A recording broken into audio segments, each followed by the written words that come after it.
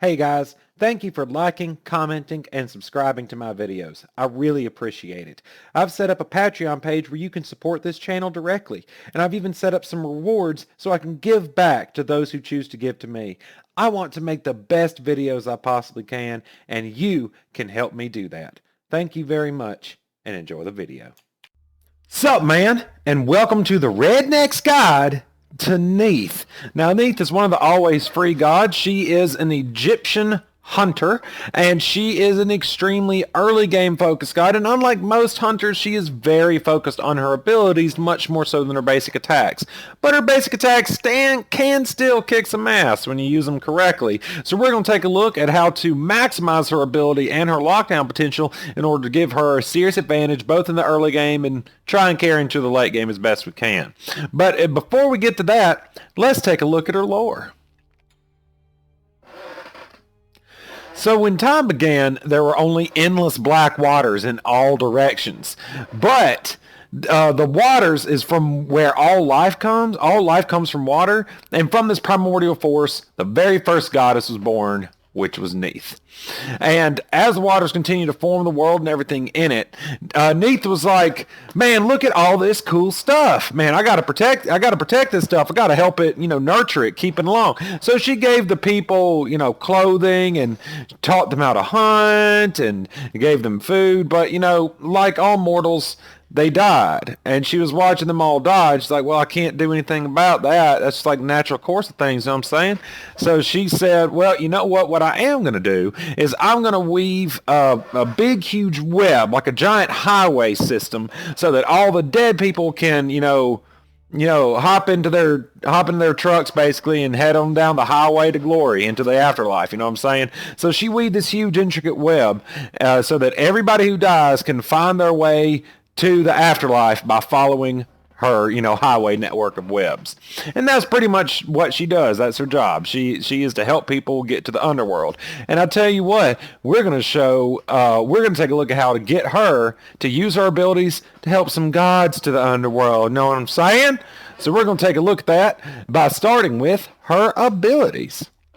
And first of all, her passive. So her passive is Broken Weave.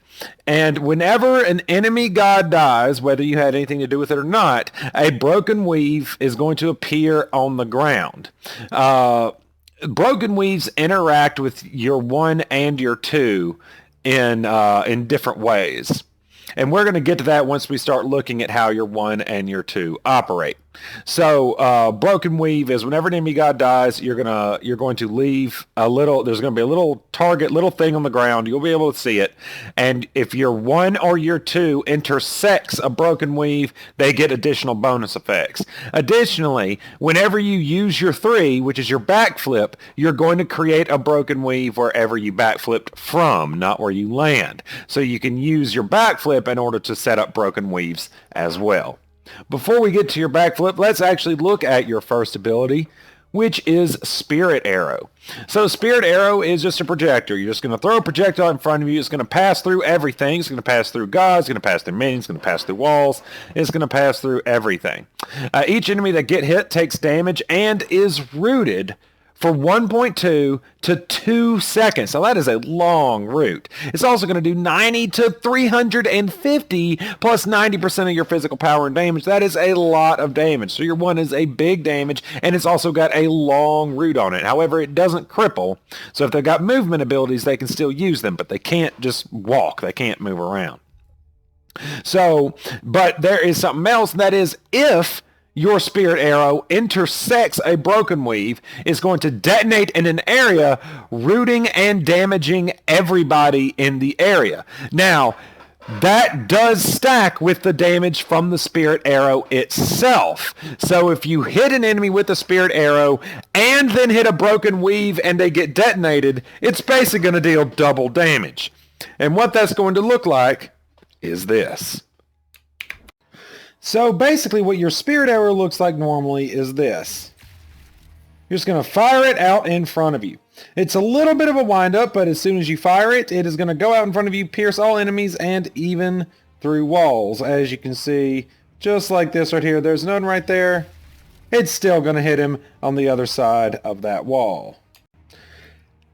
However, if you do have a weave on the ground in front of you that looks, well, on this skin it looks like that. On your on the normal skin it's just it's similar.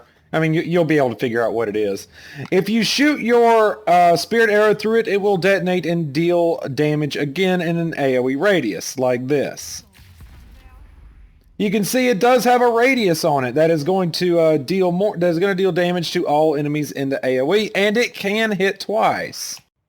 Now you can see that there is an Odin there, and there is a World Weaver thing, a Broken Weave, right next to it. So if you just shoot him, it's going to deal that much damage, and it's going to root him in place for up to 2 seconds. However, if you hit him, if you shoot him through the World Weave, you see it hits twice, both on the actual projectile and on the detonation from the World Weave. Of course, if you have a World Weave on the ground right here and you don't hit Odin, it's still going to hit and root him even if it doesn't pass through him, as long as he is within the AoE of the detonate. Alright, now let's take a look at her second ability, which is Unravel. So when you use Unravel at your ground target, you're going to make a little AoE that's going to deal 70 to 190 plus 80% of your physical power in damage. Additionally, for every enemy you hit, up to a maximum of 3, you're going to heal from 20 to 80 plus 15% of your magical power. So if you throw down your Unravel, you're going to deal damage in an area, and you're going to heal a little bit for up to 3 enemies. Now, it's a pretty nice heal, especially when you level it up, so this can give you some excellent sustain. It's got a static cost of 70 with a fairly long cooldown of 15 seconds, so its cost doesn't go up. So especially once you get into the mid and the late game, you can pretty much use this fairly constantly to just keep your sustain going and keep yourself in the game and going. But additionally, you are also going to reduce the attack speed of all enemies you hit by 30% from 2 up to 6 seconds. So you can use Unravel in order to give yourself a little bit of a boxing advantage if you're up against other ADCs. But, just about anyone, just give them an attack speed debuff. It can and will save your life under the right circumstances. Additionally, if a Broken Weave is in your Unravel area, you are going to get additional healing from 40 to 160 plus 30% of your physical power in healing. And yes, you can detonate multiple Broken Weaves with this. So for every additional weave, you're going to get a lot more bonus healing. So keep that in mind. You're going to basically use your Unravel in order to give you a slight boxing advantage against enemy gods, as well as giving yourself a pretty decent heal while slapping just a tad bit of damage on top. So now I'm taking a look at Unravel. Let's take a look at her third ability, which is Backflip. So when Neith uses Backflip, she's going to backflip through the air, and she's going to create a Broken Weave from where she leapt.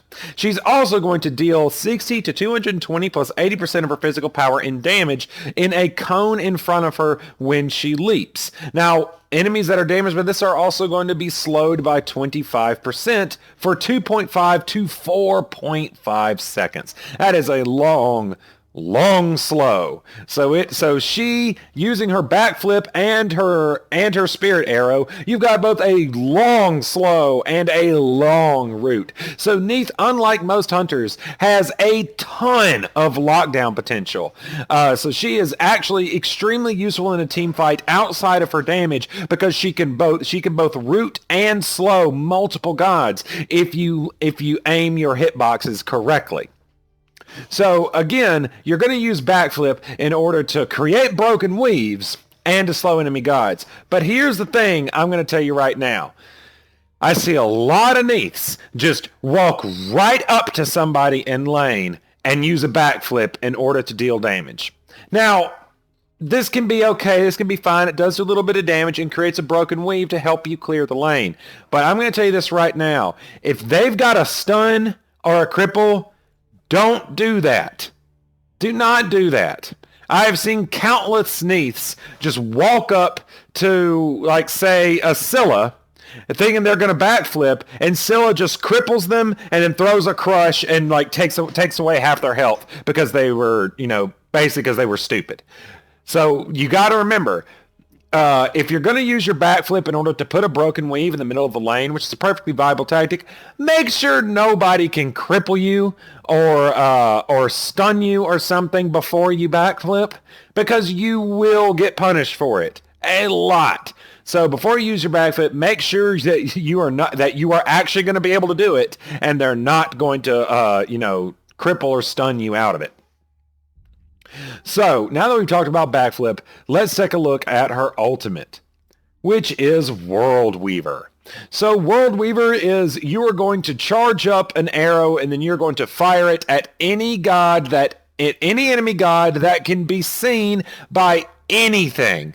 If there's a ward revealing them, if there are minions revealing them, if there's a tower revealing them, if there are your own allies revealing them, if they can be seen on your minimap, you can target them from anywhere. And this shot will pass through all obstacles, and it is totally unavoidable. Even if they leap or even if they leap out of the way or they use a movement ability, it will follow them. The only way to actually prevent the damage from World Weaver is having some sort of damage immunity, like on Soul's Disapparate, or by using Sanctuary or something like that. Then you can avoid the damage. But so you can pretty much bet that if you fire it, it's going to hit somebody. However, it can be intercepted by other gods, and they will know and the target will know it's coming, because there will be a targeting reticle on them that shows them a World Weaver shot is heading towards them. So you need to aim for targets without other targets being in the way, because it can be intercepted. And while it will still do damage to the target that intercepts it, if you're using it to try and finish off a retreating enemy, make sure that you shoot it where it will not be intercepted by an enemy god before it hits the target. So to give you a basic idea of what World Weaver looks like and how it operates, let's take a look at how that's going to work real quick. So if you're going to use your ultimate, what's going to happen is you press your ultimate button and you're going to go down into this little stance. And now you can target an enemy. Something has to be able to see them. I have a ward right here that's allowing me to see him through that wall. Normally I wouldn't be able to. But as you see, you can just pick anyone. You can stay down here pretty much forever. Or you can press the cancel button and cancel it out of it. But it doesn't waste your ultimate. It doesn't blow the cooldown if you just cancel out of it. Now, if you'll also notice, you see that little white circle in the middle when I press it? That slowly goes clockwise, that is basically your charge. You want to generally wait for it to be fully charged, because you are going to get a significant damage bonus if it is fully charged when you fire. And of course, when you do fire it, it's just going to go down, it's just going to go, across the map as far as you please, and it will hit the god that you fired at. Unless, of course, there is an enemy in the way. If you crash down and you see, I'm going to target that, but technically that Odin is, the projectile box is actually quite wide. So if I were to fire at Ra, you see Odin intercepted it. So it will get intercepted by other gods, and the hitbox is quite wide. So you need to make sure that you have a very open field of vision in order to hit the god, especially if you're shooting from like a very, very long distance, because they can alert their allies, hey, there's a Neith ult coming in to hit me, and they can just stand between it and take the damage for them. So keep that in mind. If you're looking at a faraway target, especially, you want to make sure that your line of effect is wide open so that it can't be intercepted by enemy gods. All right. Now that we've taken a look at Neith's abilities, let's take a look at how we're going to build Neith. Now, Neith has been around a long time, and everybody and their mother has a build that they like for Neith. Everybody from new players to veterans to pros often tend to pick Neith as kind of a comfort build, because she just has a very reliable kit that does what it does, so people like her. So we're going to take a look at how to build Neith in a build that I happen to like. And I'm going to have to give mad props to Arvorus from SmiteFire. I found this build relatively recently while I was looking for, just doing a little bit of research, making sure I was up to date on Neith. And if you want to check out that SmiteFire guide, there's going to be a link to it right here. So you can go ahead and click on that. It's got a lot of useful information. But I really like that build. So I'm going to show you my version of that build because I just think it's good. It's a good one, especially it also happens to be very beginner friendly. So we're going to take a look at that. So the first thing you are going to want to do is build Ninja Tabi. Now, I know it sounds weird, ability-based god, Ninja Tabi? Well, see, here's the thing. Ninja Tabi is probably just going to be better for Neith in general. You're getting 20 less power, but you are getting 20% attack speed and 100 mana. That 20% attack speed is going to help you a lot more in the late game than the 20 physical power will. And the 100 mana is going to help you more in the early game because you are an ADC. Despite what other people might tell you, Neith is an ADC. So Ninja Tabi is just kind of better for what we're going to be doing. So I'm going to recommend getting Ninja Tabi. Now you pick up Ninja Tabi, you're going to pick up one of two items. Either Devourer's Gauntlet or Transcendence. There are pros and cons to each of these options, so let's break it down. Starting with Devourer's Gauntlet. So Devourer's Gauntlet is going to give you 25 physical power and 10% physical lifesteal. However, it is a stack building item, stacking up to 75 times, which means at max, once you max it up, it will be 55 physical power and 25% physical lifesteal once you get all 75 stacks. That's a lot of lifesteal, and that is a lot of power for its gold cost. Look at that, only $2,050. Man, that is a lot of power and a ton of lifesteal for not that much of a price. So Devourer's Gauntlet has got a lot of bang for your buck. However, there is another option, and that is Transcendence. Transcendence is going to give you 35 physical power, 300 mana, and a little bit of MP5. But it's also another stack building item that's going to give you 15 mana per stack. It will also convert 3% of your mana to physical power. So once you have this item maxed, it by itself is going to give you 1,050 mana, and it's going to give you 66.5 physical power on its own because of its own mana conversion. And it's also going to convert your base mana pool, especially with the Ninja Tabi, into power as well. So it is definitely going to be more power. It's pretty much the highest power item in the game for physical characters. So I was saying, well, then why would I take Devourer's Gauntlet? Well, there are a couple of drawbacks to choosing Transcendence. First of all, it has no lifesteal like Devourer's Gauntlet has. Devourer's Gauntlet has more lifesteal on it, so you can actually just sustain just by basic attacks. You don't have to rely on your Unravel to get you health back.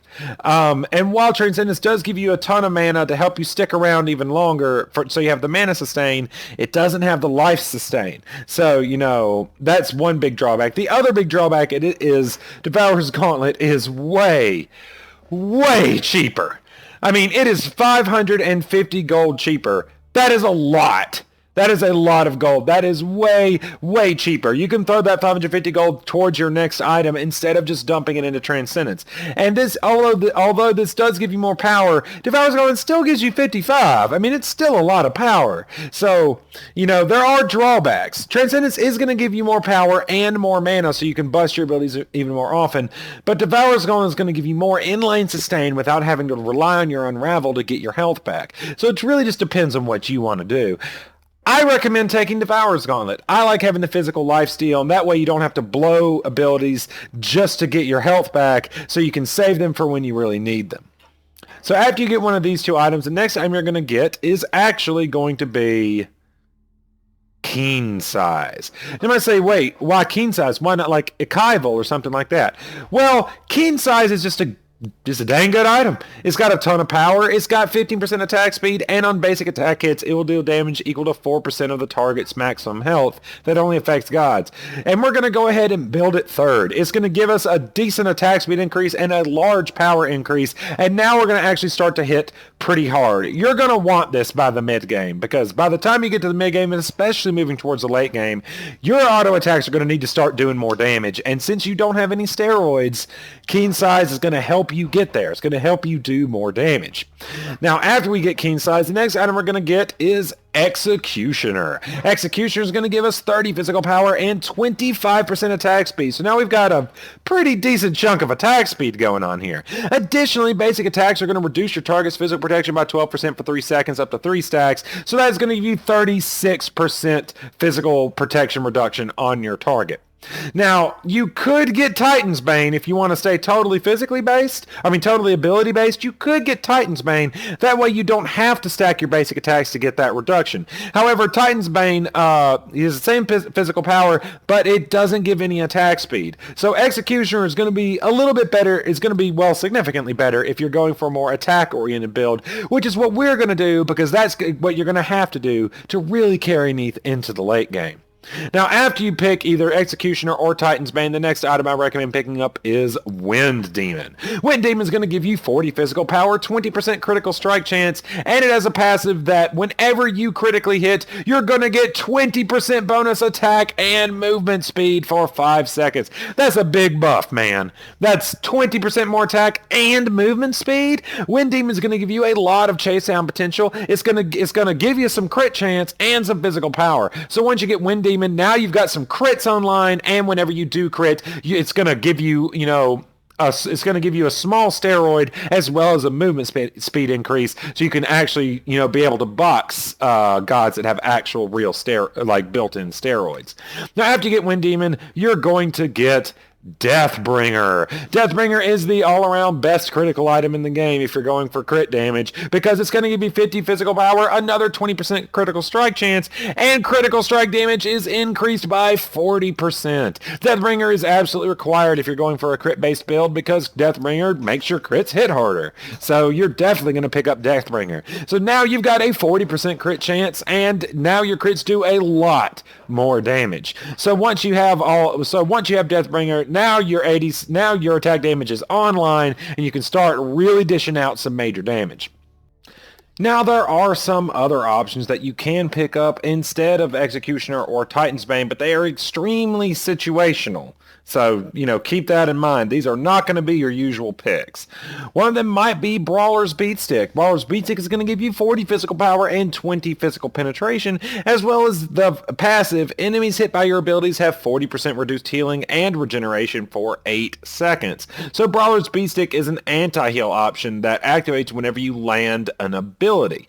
Now, this isn't usually picked up on hunters, but it can be picked up on Neith, because she does have a line that passes through enemies, and her 2 is a fairly reasonably large AoE, so Brawler's Beatstick can be used on Neith if you really need the anti-heal, but that's probably going to be picked up by your mage or your tank. But if for whatever reason you're the one who needs to pick up the anti-heal, you can pick up Brawler's Beatstick. Another option you might pick up circumstantially is the Crusher. The Crusher is going to give you 40 physical power and 20 physical penetration, and landing basic attacks against enemy structures is going to give you an attack speed and physical penetration buff for 2 seconds, stacking up to 5 times. So as long as you attack the tower, you're just going to be doing more and more damage and attacking faster and faster.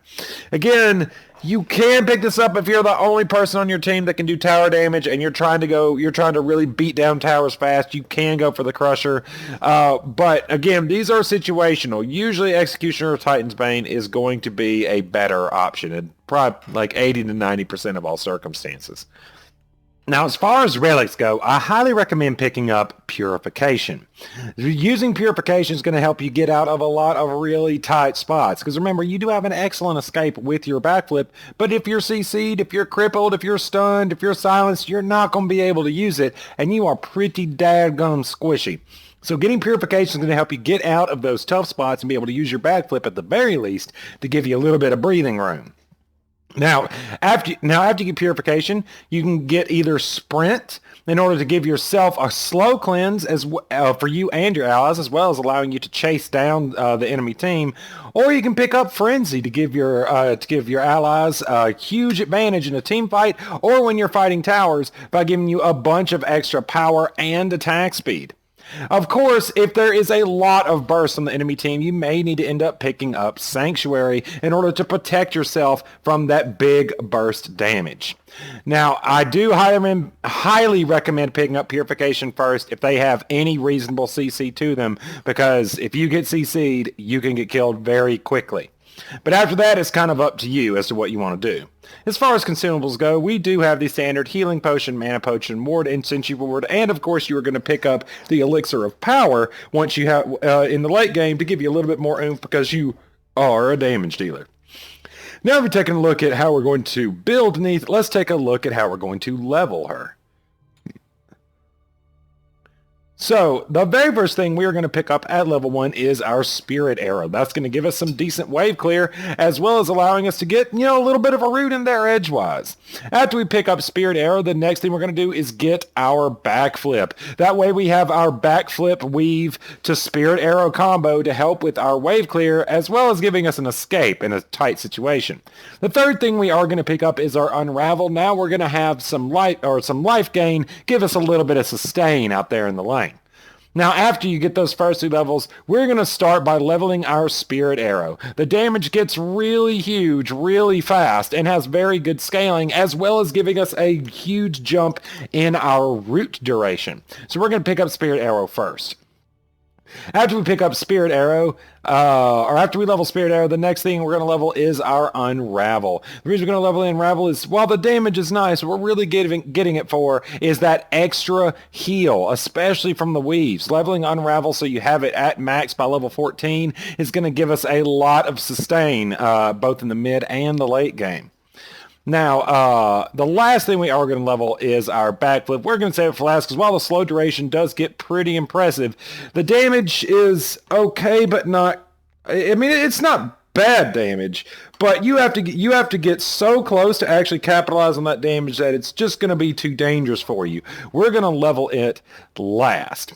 And we are going to pick up our World Weaver at every possible opportunity so we can get that extra 65 damage per level, as well as increasing the stun duration of World Weaver by 0.1 seconds per level. So now we've taken a look at how to build and level Neith. Let's take a look at how she's going to perform in combat. Alright. Now let's take a look at how Neith is going to perform in combat. The first thing we're going to do is we're going to go ahead and pick up our Ninja Tabi, and we're going to go ahead and get Purification. You see, we've got a Scylla, a Fafnir, a Bacchus, a Kali, and a Hercules, all of them have a stun. So we definitely want, Scylla has a root and a cripple, which prevents it. So all of them have something that can prevent our backflip. Therefore, we are definitely getting Purification so that we can get the hell out of there if we start to get stun locked. So we are in the early stage of the game right now. We are just, we're just going to try and hang back. We're going to throw some damage when we can, and we're going to try and, basically just throw some poke on them. Remember, we are pretty dadgum squishy. We don't have a lot of health. We do not have a lot of protections at all. So we really don't want to get into a fight if we don't absolutely have to. You see right here, we can sit back. We can just start shooting that Fafnir, stealing some damage. There's a Hercules. Oh, thank goodness he whiffed. We're going to go ahead and backflip out of there. We're going to throw we tried to throw us oh my goodness. Tried to throw a Spirit Arrow through there, but we didn't manage to hit any of the other enemies with that, but that's okay. Bacchus was able to take out one of our allies, but that's perfectly fine. It's not the best possible situation, but, crap happens sometimes. We didn't die. We're still alive. We're trying to do our job as best we can. Oh, a Kronos going in there. Oh, there we go. There was that stun that I was talking about right there. Oh, that is bad news. We're going to go ahead, and we did use our backflip to create a broken weave. We did throw a Spirit Arrow through it, and you see it rooted both Hercules and Scylla with that because they were both in the detonation AoE. So, oh goodness. Let's go ahead and backflip out before he has a chance to do his shoulder check. If he was fast enough, he would have shoulder checked us, but he wasn't quite fast enough, so we Was not able to do it. All right, now we have a broken weave right there, so we're going to go ahead and we're going to use our unravel in order to get the bonus healing by making sure the broken weave is in the AoE of unravel. And now we're just going to sit back here. We're going to still, oh, Callie, that's not good. That is not good. Let's get the hell out of there. We're going to throw a spirit arrow just to try and keep him back away from us. We've taken a lot of damage, but our backflip has kept us alive. So now we are going to head back and get our health and mana back. And we're going to go ahead and start building our Devourer's Gauntlet. So now we've got a little tiny bit of lifesteal. So, it's not the end of the world. And I should have mentioned before, if this was like Conquest or maybe Joust, but Conquest and certainly Siege, we would have picked up Death's Toll. But because it's Clash, and Clash is so dang fast, we went ahead and went straight to Ninja Tabi, and went ahead and now we're building our Devourer's Gauntlet. Oh, there we go, landing a Spirit Arrow on that Hercules right there to deal some damage. Oh, our Amaterasu going in whole hams. Amaterasu was able to get that kill on that Hercules right there. Oh, wow, we have taken a lot of stun from that. We're going to use our Unravel to get a little bit of health back. Ooh, Hebo charging through, able to deal some damage. Can we get a hit on her? Oh, Hebo is able to kill him anyway. Oh no, that's bad. Yep, we got a little bit too focused, and because of that, we did not see the Bacchus coming up behind us, hitting us with a belly flop, and then using his ultimate to just wreck our face, basically. So, that is kind of the danger. That, incidentally, I just showed you what you don't want to do, which is kneel down into an ult in the middle of the lane when there are enemies behind you, because that will happen. Now, I'm throwing a stun on him to see if my allies can capitalize, but they do not, unfortunately. He was not as close to my allies as I was hoping he was. But, oh well, still kind of reached out and touched him, probably forced him back to base. So now we're just going to sit here. We have a little broken weave. You can see there on the left right there that we can use in a pinch if we really need to. We're going to go ahead and throw our Spirit Arrow through there just to deal a little bit of damage. We've got some stuff going on over here in right lane. We're going to throw an Unravel just so we can deal some damage, get a little bit of health back. Let's go ahead. Oh, that's not good. Callie was in her ultimate, meaning that we could not kill her even if we wanted to. Oh, Hebo is in trouble here. Let's go ahead and let's root this Scylla in place right here. She's going to use her... She's going to use her Purify to get out of it. And there we go again. That Bacchus throwing another Intoxicate, which is pretty much an insta-kill on anybody who's at less than 10% health, like we were. So this is not starting out to be the greatest game. It's just, again, it's very, very fast, and there are just team fights happening everywhere. We're not off to a good start, so let's see if we can work on facing that. Now we've got our Devourer's Gauntlet. We can start building some stacks, getting some significant lifesteal, as well as boosting our power significantly. So we're going to go ahead and take this XP camp because we want the stacks, first of all, and of course the experience and the gold from it is, nothing to sneeze at. So we've just got our ultimate back. That's a good thing. We're going to go here and see if we can help our allies without, dying in the process like we've kind of been doing. There's a Callie. We're going to go ahead and backflip out of that. We're going to go ahead and root her in place. We're going to be able to deal with damage. She's not going to be able to get away. We are going to get that kill just like that right there, using our backflip to get us to safety and then rooting her so she could not get away. And now we're just going to try and just pepper these dudes. We are building stacks, so we're just trying to kill them in order to get some of our stacks back. Amaterasu doing good on that enemy Fafnir right there. Ooh, there's a Bacchus. Now he has been very successful in his Intoxicate, so we're going to have to be careful about him. He's got a little bit of gold on him now, so we are going to have to watch for him. But you see, it might not be apparent, but I'm looking to make sure I know where my broken weaves are, just so I can use them if I need to, for either Unravel for the extra heal, or for the Spirit Arrow to do a detonated root. So we're going to try and figure out how to use them to the best of our ability. We're going to go ahead and head back to left lane, see if we can't throw an Unravel on that Scylla just to deal some damage and get us some of our health back. And we're just going to pepper these guys, just building stacks. We are just going to keep building our stacks. Ooh, a Callie coming in hard. We're going to go ahead and backflip out of that. That's what I'm talking about. Ooh, Mataratsu going in. We're going to go ahead and root that Callie in place after she was stunned so she could not move, being able to capitalize, and we did get the kill on that. Ooh, Hebo getting the kill on that Bacchus right there. We're just going to try and pepper. Our abilities are down. Our Spirit Arrow is down. All right, let's go ahead and use our root right there, and that is going to get that kill using our ability damage, that excellent ability damage on on Spirit Arrow to help secure that kill against Fafnir. Now that we're here, we might as well go ahead and damage up this tower, just like this. Oh, our Kronos forcing out that Scylla very effectively. Hebo going in. Oh, Hebo doing some damage to that Scylla, but he is going to pay that price. Oh, and he even use his ultimate. We're going to go ahead and just shoot you in the face just like that. Look, that root keeping her in place, and because we still have sight on her, we can use our ultimate from behind the wall and get that kill on her just like that. That is what I'm talking about. So So we are able to use our ultimate just like that in order to secure that kill, knowing she could not possibly get away from it. And we're just going to skirt the edge of that Scylla AoE right there to make sure we don't get hit by it. So that is one way you can use your ultimate to help you secure some kills. Ooh, Fafnir going in whole ham. Fafnir probably did just save me right there because she did hit me with her root, but Fafnir distracted her long enough to make sure she could not throw her crush on top of me. Oh, Amaterasu calling for us to go in. We are very much going to do that, being able to take out that enemy tower just like that. And we are looking for an opportunity now. We don't have our ultimate, so we're going to have to be very careful. We are very low on mana, so we're probably going to want to go ahead and consider retreating.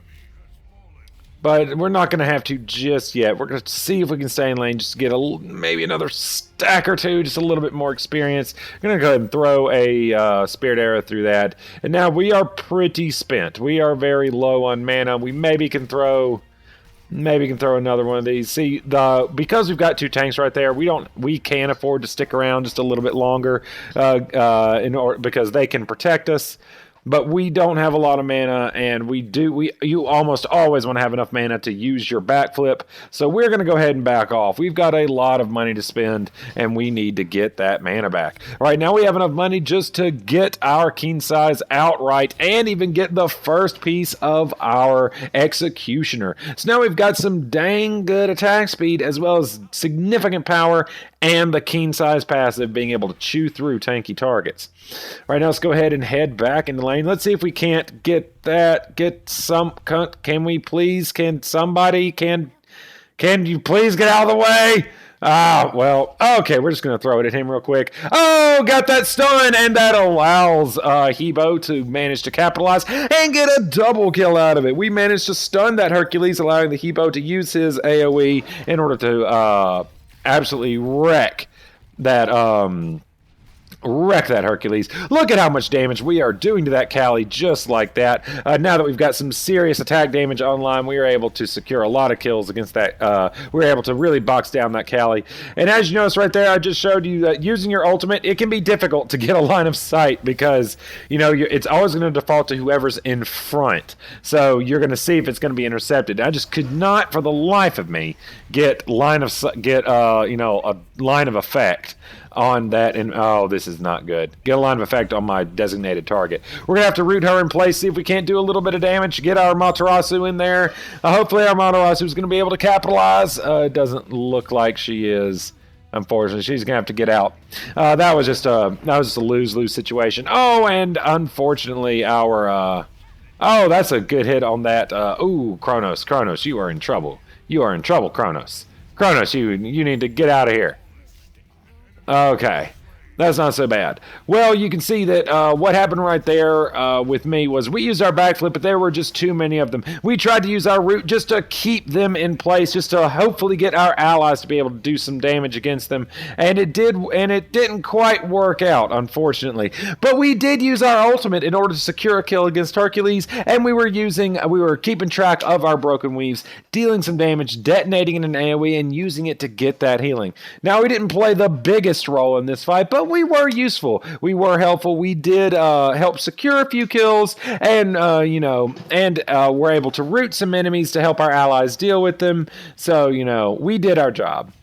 So that is a basic idea or basic example of how Neith is going to work in combat. Well, I hope that this video has been educational and informative. If you have any questions or comments, feel free to leave them in the comments section below. I love it when you guys hit that like and subscribe button. Thank you very much for watching this video, by the way. And hey, if you want to see a redneck god for a god, you feel free and let me know. Let me know what god you want to see, and I'll work up a god for it. Now, y'all have a good one now, you hear?